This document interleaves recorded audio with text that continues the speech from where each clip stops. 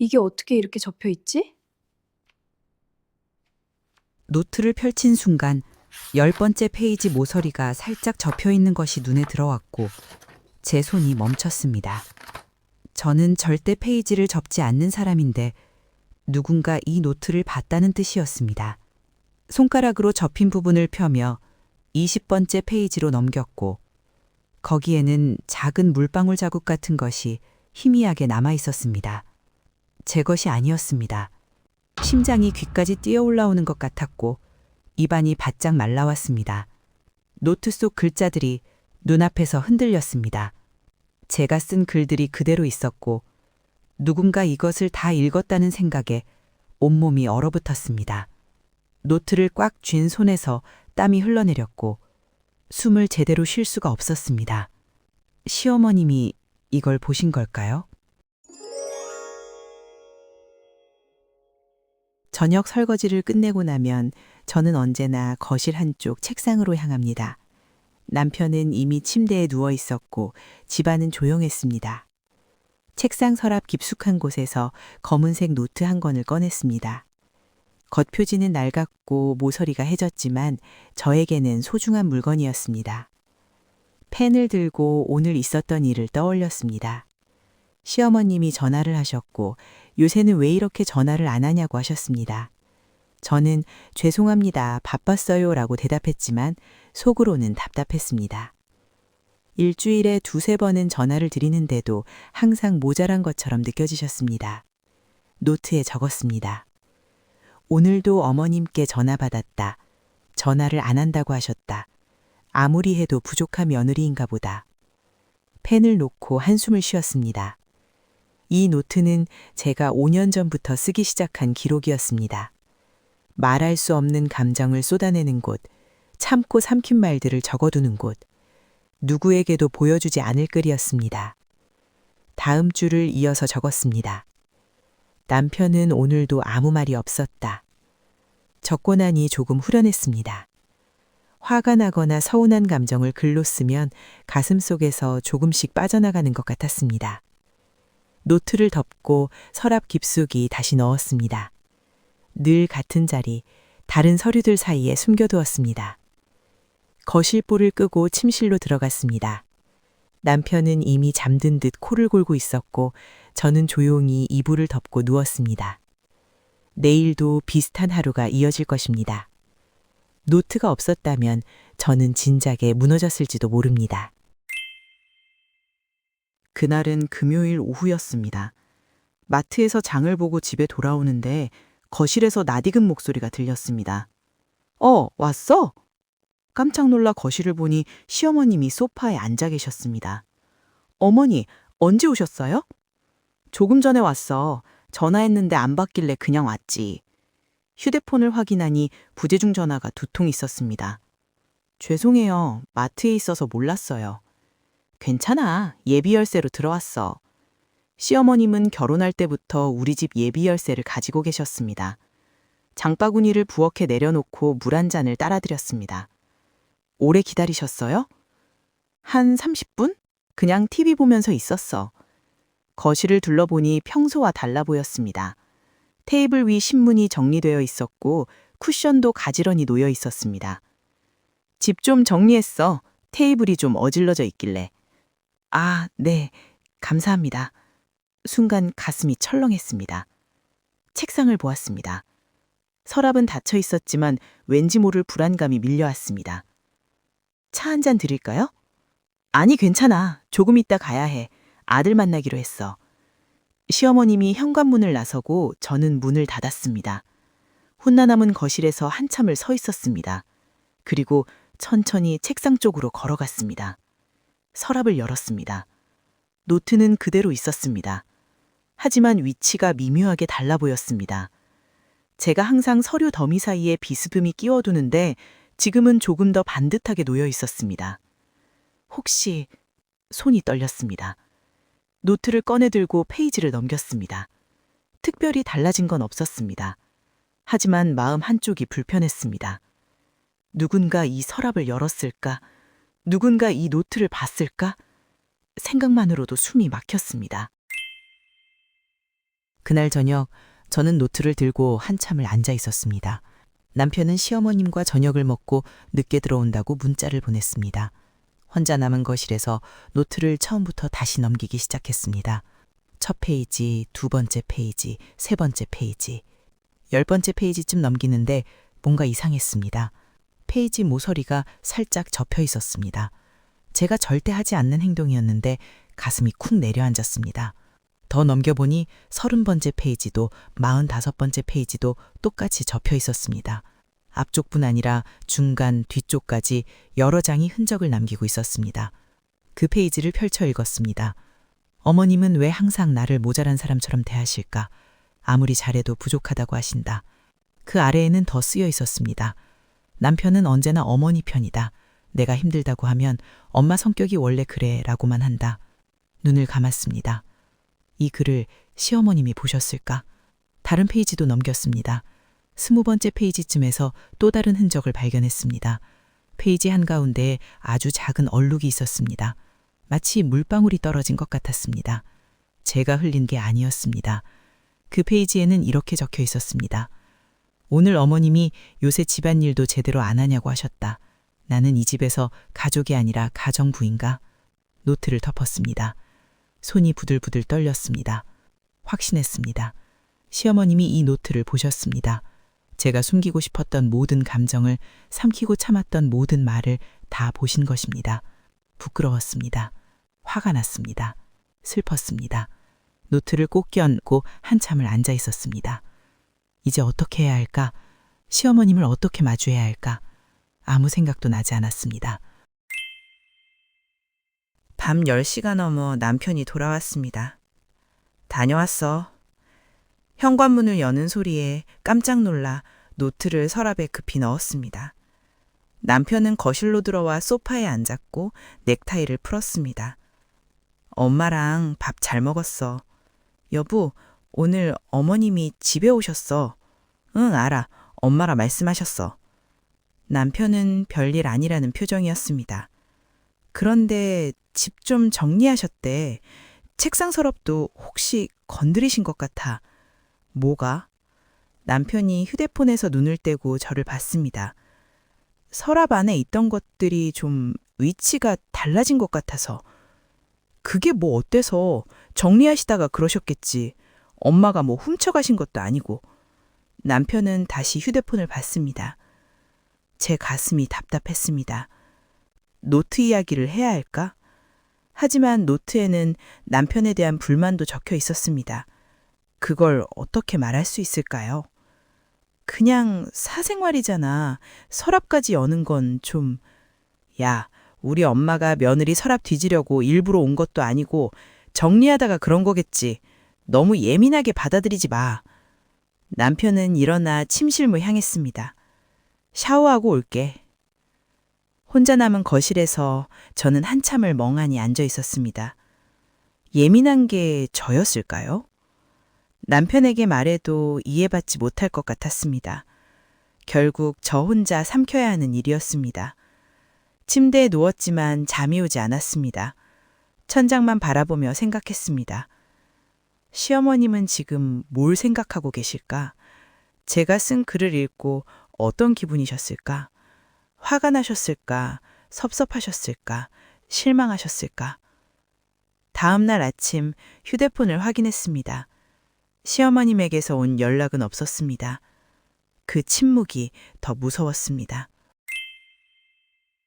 며칠이 지났지만 시어머님에게서는 아무 연락이 없었습니다. 평소라면 이틀에 한 번은 전화가 왔는데 이번엔 조용했습니다. 그 침묵이 저를 더 불안하게 만들었습니다. 저녁마다 노트를 꺼내 다시 읽었습니다. 제가 쓴 글들을 하나하나 읽으면서 계속 생각했습니다. 이 글이 잘못된 건가? 내가 너무 심하게 쓴 건가? 어머님은 왜 항상 나를 모자란 사람처럼 대하실까? 이 문장을 보며 생각했습니다. 어머님은 정말 저를 모자란 사람으로 보신 걸까요? 아니면 제가 예민하게 받아들인 걸까요? 남편은 언제나 어머니 편이다. 이 문장도 마찬가지였습니다. 남편은 중간에서 균형을 잡으려고 노력한 건지도 모릅니다. 노트를 덮고 한숨을 쉬었습니다. 결혼한 지 20회가 넘었습니다. 그동안 시어머님은 저를 많이 도와주셨습니다.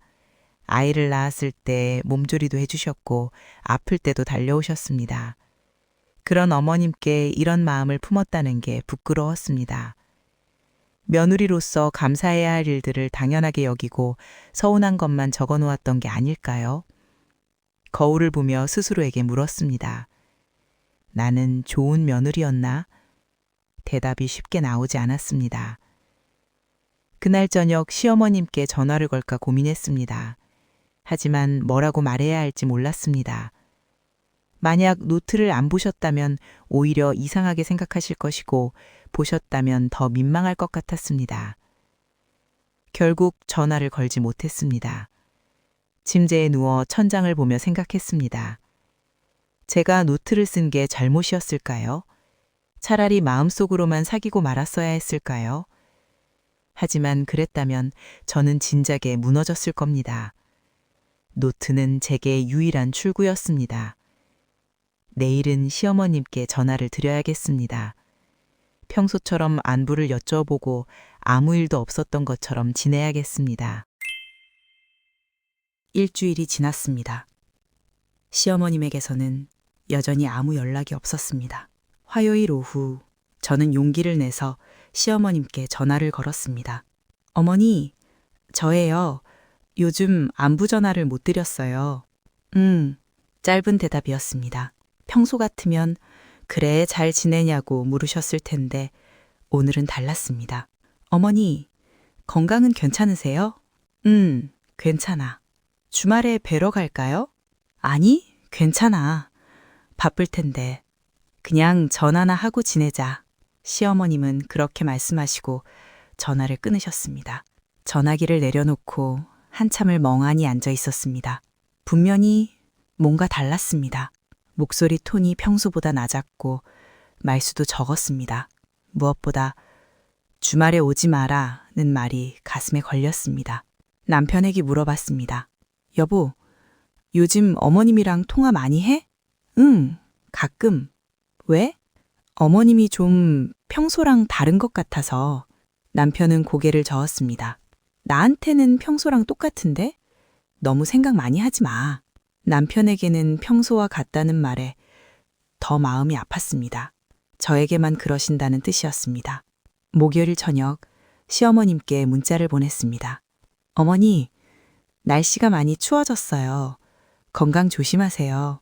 다음 날 오전이 되어서야 답장이 왔습니다. 그래, 단 2글자였습니다. 그 짧은 답장이 오히려 길게 느껴졌습니다. 저는 확신했습니다. 시어머님이 노트를 보셨고 화가 나셨다는 것을. 하지만 직접 말씀은 않으시고 이렇게 거리를 두시는 것이라고. 그 침묵이, 그 거리가 말보다 더 무거웠습니다. 일요일 오후 설거지를 하고 있는데 휴대폰이 울렸습니다. 시어머님이었습니다. 가슴이 철렁 내려앉았습니다. 손을 닦고 전화를 받았습니다. 여보세요, 어머니. 나야. 주말에 시간 있냐? 네, 있어요. 왜요? 얼굴 보고 이야기 좀 하자. 그 마디에 온몸이 얼어붙었습니다. 이야기요? 그냥 만나자. 다음 주 토요일 괜찮냐? 네, 괜찮아요. 그럼 우리 집으로 와. 점심 먹고 이야기하자. 전화가 끊겼습니다. 휴대폰을 들고 그 자리에 한참을 서 있었습니다. 얼굴 보고 이야기 좀 하자. 그 말이 계속 귓가에 맴돌았습니다. 무슨 이야기를 하시려는 걸까요? 분명히 노트 때문이라는 것을 저는 알고 있었습니다. 거실 소파에 주저앉았습니다. 다음 주 토요일까지 일주일이 남았습니다. 그 일주일을 어떻게 견뎌야 할까요? 저녁에 남편이 퇴근해서 돌아왔습니다. 식사를 하며 남편에게 말했습니다. 여보, 다음 주 토요일에 어머님 댁에 가야 해. 응? 엄마가 오라고 했어? 응, 점심 먹으러 오래. 그래? 나도 같이 갈까? 아니, 어머님이 나한테만 오래. 남편은 고개를 갸우뚱했습니다. 뭐 별일 있겠어? 그냥 얼굴 보고 싶으셨나 보지. 남편은 대수롭지 않게 말했지만 저는 달랐습니다. 그날 밤 잠이 오지 않았습니다. 천장을 보며 계속 생각했습니다. 시어머님이 뭐라고 하실까? 화를 내실까? 실망하셨다고 하실까? 이불을 뒤집어 쓰고 눈을 감았습니다. 하지만 잠은 오지 않았습니다. 일주일이라는 시간이 너무 길게 느껴졌습니다. 동시에 너무 짧게도 느껴졌습니다. 저는 그저 하루하루를 버텨야 했습니다. 월요일 아침부터 마음이 무거웠습니다. 토요일까지 닷새가 남았고 평소처럼 집안일을 했지만 머릿속은 온통 그 생각뿐이었습니다. 화요일, 토요일에 일이 생겨서 못 갈 것 같아요 라고 거짓말을 하고 싶었습니다.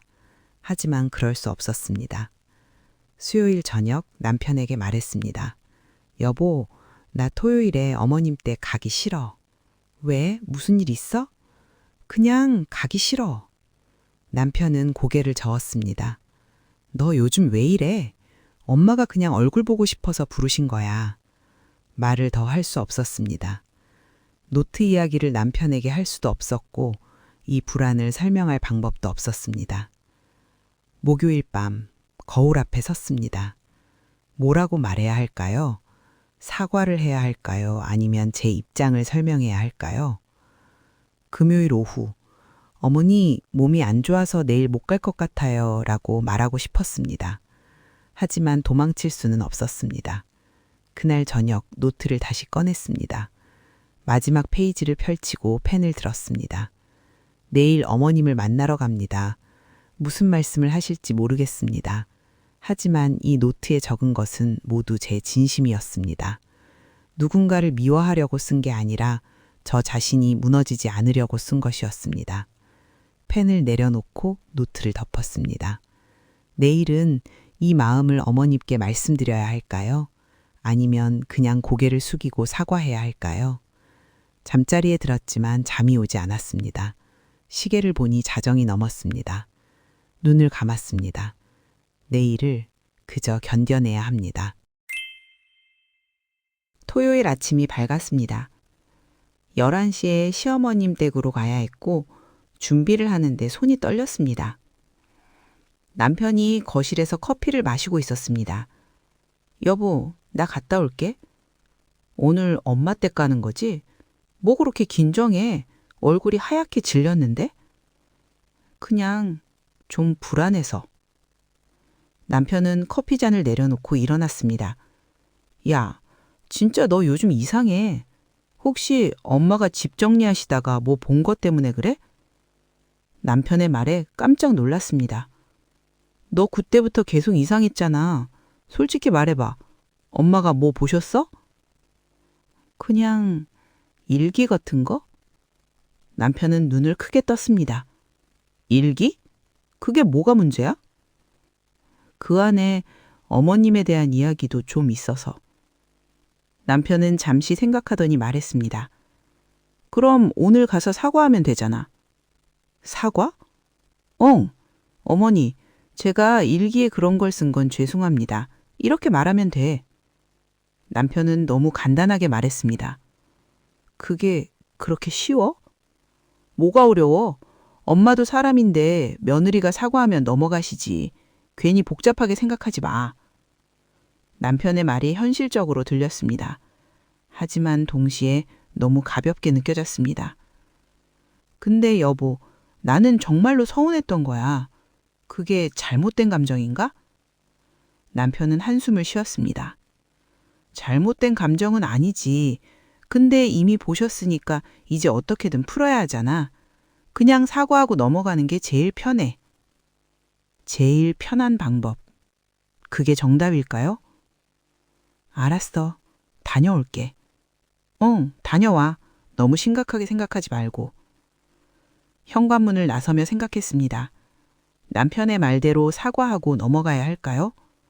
아니면 제 마음을 솔직하게 말씀드려야 할까요? 아직도 답을 모르겠습니다. 차를 타고 시어머님 댁으로 향했습니다. 신호등 앞에 멈춰서서 핸들을 잡은 손에 땀이 맺혔습니다. 사과하고 넘어가는 게 제일 편해. 남편의 말이 계속 머릿속을 맴돌았습니다. 하지만 그게 정말 옳은 걸까요? 제가 쓴 글은 거짓이 아니었습니다. 정말로 서운했고 정말로 힘들었던 감정을 노트에 쓴 것이 잘못인가요? 어머니, 죄송합니다. 이 말을 하면 모든 게 제 잘못이 됩니다. 제 감정이 잘못됐고 제가 며느리 자격이 없다는 뜻이 됩니다. 신호등이 바뀌고 차를 출발시켰습니다. 누군가를 미워하려고 쓴 게 아니라 무너지지 않기 위해 쓴 것이었습니다. 어젯밤 노트에 적었던 그 문장이 떠올랐습니다. 그게 제 진심이었습니다. 시어머님 댁이 있는 골목이 보였습니다. 차를 앞에 세우고 엔진을 끄고 한참을 앉아 있었습니다. 사과하면 관계는 유지되지만 제 마음은 다칠 것입니다. 솔직하게 말하면 제 마음은 편하지만 관계가 틀어질지도 모릅니다. 시계를 봤습니다. 11시 5분. 이미 약속 시간이 지났습니다. 차에서 내려 현관문 앞에 섰습니다. 손을 들어 초인종을 눌렀습니다. 띵동. 발소리가 들렸고 문이 열렸습니다. 왔구나. 네, 어머니, 안녕하세요. 들어와. 시어머님의 표정은 평온했습니다. 화가 난 것 같지도 기쁜 것 같지도 않았습니다. 신발을 벗고 안으로 들어가며 생각했습니다. 사과할 것인가? 솔직하게 말할 것인가? 어쩌면 그 순간이 되어봐야 알 수 있을지도 모릅니다. 거실로 들어가니 상이 차려져 있었습니다.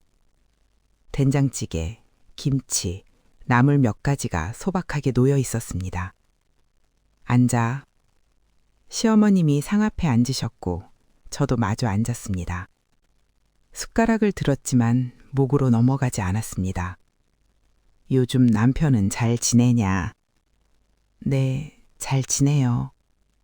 일 많으면 몸 상하는데. 제가 잘 챙기고 있어요. 다시 침묵이 흘렀습니다. 건강은 괜찮냐? 네, 괜찮아요. 어머니는요? 나야 늙은이가 뭐. 평소 같으면 이것저것 이야기가 이어졌을 텐데 오늘은 짧은 대화만 오갈 뿐이었습니다. 식사를 마치고 그릇을 정리했습니다. 제가 설거지할게요, 어머니. 아니, 괜찮아. 앉아 있어. 다시 거실로 돌아와 앉았습니다. 시어머님도 건너편에 앉으시고 저를 보셨습니다. 그 눈빛이 평소와 달랐습니다. 저번에 집에 왔을 때 말이야. 심장이 쿵쿵 뛰기 시작했습니다. 내가 청소 좀 하다가 서랍을 좀 정리했어. 그때 네 노트를 봤다. 드디어 나온 말이었습니다. 저는 고개를 숙였습니다. 나도 보려고 한 건 아니었어. 그냥 서랍 정리하다가 떨어져서 펼쳐진 걸 봤어. 시어머님의 목소리는 담담했습니다. 죄송합니다, 어머니. 제 입에서 먼저 나온 말이었습니다. 사과하려고 마음먹은 것도 아니었는데 자연스럽게 나왔습니다. 시어머님은 고개를 저으셨습니다. 아니야. 네가 미안해할 일은 아니야. 그 말에 고개를 들었습니다. 시어머님이 저를 보고 계셨습니다. 나도 생각을 많이 했어. 일주일 동안. 시어머님의 목소리가 조금 떨렸습니다. 시어머님은 잠시 창밖을 보시다가 천천히 입을 여셨습니다. 나도 며느리였어. 너가 쓴 글 읽으면서 내가 생각났어. 예상하지 못한 말씀이었습니다. 시집 온 지 3년쯤 됐을 때 시어머니가 매일 뭐라고 하셨어. 밥이 짜다, 빨래가 덜 됐다. 남편한테 말했지만 엄마 성격이 원래 그래. 이해해줘. 라고만 하더라고. 시어머님이 저를 보셨습니다. 나도 일기 같은 거 썼어. 공책에다가. 시어머니한테 못할 말, 남편한테 못할 말 다 적었지. 그게 없었으면 진작 무너졌을 거야. 어머니도요? 응. 그러다 어느 날 시어머니가 그 공책을 보셨어. 제 가슴이 철렁했습니다. 엄청 화를 내셨지. 이게 며느리가 할 짓이냐고 나보고 당장 나가라고 하셨어. 그래서요? 난 그냥 사과했어. 무릎 꿇고. 근데 그게 끝이 아니었어. 그 뒤로 시어머니는 날 더 못살게 굴었어. 시어머님의 눈빛이 흔들렸습니다. 네 노트를 보면서 그때 생각이 났어. 나도 시어머니처럼 되어버린 건가 싶었어. 네가 나한테 서운했던 일들 다 이해해. 내가 너무 간섭했구나. 어머니, 미안해. 며느리 마음을 알면서도 그랬어. 나도 며느리였으니까 알았어야 하는데. 시어머님의 눈에 눈물이 맺혔습니다. 그 노트는 네 잘못이 아니야. 네가 살아남으려고 쓴 거잖아. 나도 그랬으니까 알아. 저도 눈물이 났습니다. 어머니, 저도 죄송해요. 아니야. 참는 게 답이 아니야. 나처럼 평생 참고 살다가 나중엔 똑같이 되는 거야. 시어머님이 제 손을 잡으셨습니다. 이제부터는 좀 달라지고 싶어. 나도, 우리 관계도. 따뜻한 손이었습니다. 처음으로 느껴보는 온기였습니다. 한참을 울고 나니 마음이 조금 가벼워졌습니다. 시어머님이 물을 2잔 따라오셨고 우리는 마주 앉았습니다. 앞으로 어떻게 하면 좋을까? 우리가 좀 달라지려면 말이야. 진심으로 물으시는 것 같았습니다. 어머니, 말씀드려도 될까요? 해봐. 솔직하게. 전화를 조금 덜 하시면 좋겠어요. 일주일에 1번 정도요. 알았어. 그렇게 하자. 생각보다 쉽게 받아들이셨습니다. 그리고 집에 오실 때 미리 연락 주시면 좋겠어요. 당연하지. 시어머님이 웃으셨습니다. 나도 부탁이 있어. 뭔가 서운한 일 있으면 노트에만 쓰지 말고 나한테 말해줘. 그런데 말하기가 어려워요. 알아. 근데 한 번만 용기 내봐. 그래야 우리가 달라질 수 있어. 알겠습니다, 어머니. 나도 노력할게. 너한테 뭐라고 하기 전에 한 번 더 생각해 볼게. 시어머님이 제 손을 다시 잡으셨습니다. 완벽하진 못할 거야. 근데 그때마다 이야기하자. 참지 말고. 네, 어머니. 시어머님이 시계를 보셨습니다. 벌써 3시네.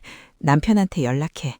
일어나서 가방을 챙기려는데 시어머님이 말씀하셨습니다. 다음 주말엔 우리 셋이서 밥 한번 먹자. 네, 좋아요. 현관까지 배웅해 주시는 시어머님께 인사를 드렸습니다.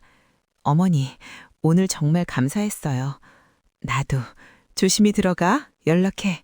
차에 타서 핸들을 잡았습니다. 오늘 아침의 불안함은 사라지고 마음이 한결 편안해졌습니다. 완벽하진 않겠지만 적어도 시작은 한 것 같았습니다. 집에 도착하니 남편이 거실에서 TV를 보고 있었습니다. 왔어? 어땠어? 엄마가 뭐라고 하셨어? 이야기 많이 했어.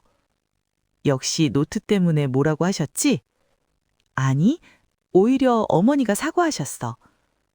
남편이 깜짝 놀란 표정으로 저를 봤습니다. 엄마가 사과를? 어머니도 예전에 며느리였을 때 똑같은 일이 있었대. 그래서 내 마음을 이해하신다고. 남편은 잠시 말이 없었습니다. 그리고 앞으로 우리가 좀 달라져 보자고 하셨어. 전화도 일주일에 1번 정도만 하시고 집에 오실 때도 미리 연락 주시기로 했어. 그래? 좋네. 그리고 여보, 응? 나도 약속했어. 서운한 일 있으면 노트에만 쓰지 말고 어머니한테 말씀드리기로. 남편이 제 손을 잡았습니다. 잘했어. 근데 여보, 나한테도 부탁이 있어. 뭔데? 앞으로 내가 어머니한테 뭔가 이야기하면 엄마 성격이 원래 그래 라고만 하지 말아줘. 남편이 잠시 멈칫했습니다. 내가 그랬어? 응, 맨날. 미안, 나도 좀 생각해 볼게. 남편이 웃었습니다. 다음 주말에 엄마 댁에서 같이 밥 먹자고 하셨어. 당연하지. 오늘 뭔가 많이 달라진 것 같아. 나도 그래. TV를 보다가 문득 생각이 났습니다. 노트. 이제 그 노트에 뭘 써야 할까요? 예전처럼 서운한 일만 쓸 건 아닐 것 같았습니다. 오늘처럼 좋았던 일도 써야겠죠. 남편이 제 어깨에 머리를 기댔습니다. 오늘 고생했어. 아니야, 오히려 잘 된 것 같아. 오늘은 정말 긴 하루였습니다. 하지만 나쁘지 않은 하루였습니다. 그날로부터 3주가 지났습니다. 시어머님은 약속대로 일주일에 한 번만 전화를 주셨습니다. 목요일 저녁 전화가 왔습니다. 이번 주말에 시간 있으면 우리 집에 와서 밥 먹고 가. 네, 좋아요. 예전처럼 반찬 만들어 놨으니가 아니라 그냥 보고 싶으니 오라는 말씀이었습니다. 토요일 오후 시어머님 댁에 도착했습니다. 식사 후 시어머님과 나란히 서서 설거지를 했습니다. 요즘은 노트에 뭐 쓰냐? 깜짝 놀랐습니다. 요즘은요, 좋았던 일들이요. 시어머님이 미소를 지으셨습니다. 나도 요즘 일기 다시 쓰기 시작했어. 옛날처럼 서운한 일만 쓰는 건 아니고 그냥 하루하루 쓰는 거야. 설거지를 마치고 거실로 돌아왔습니다. 저는 시어머님 옆에 앉았습니다. 어머니, 시어머님 공책은 어떻게 됐어요? 불태웠어. 시어머니가 돌아가시고 나서. 그때 태운 건 공책이 아니라 내 안의 원망이었던 것 같아. 시어머님의 눈빛이 조용했습니다. 너도 언젠가 그럴 날이 올 거야. 노트를 더 이상 쓰지 않아도 되는 날. 집으로 돌아와서 노트를 꺼냈습니다. 마지막 페이지를 펼치고 펜을 들었습니다. 오늘 어머님 댁에 다녀왔습니다. 함께 설거지를 하며 이야기를 나누었습니다. 완벽하진 않지만 우리는 조금씩 나아지고 있습니다. 관계는 한 번에 바뀌지 않지만 작은 용기와 솔직함이 모여 천천히 변화한다는 것을 알게 되었습니다. 펜을 내려놓고 노트를 덮었습니다. 언젠가는 이 노트도 필요 없는 날이 올까요? 아직은 모르겠습니다. 하지만 괜찮습니다. 지금 이 순간 우리는 함께 노력하고 있으니까요.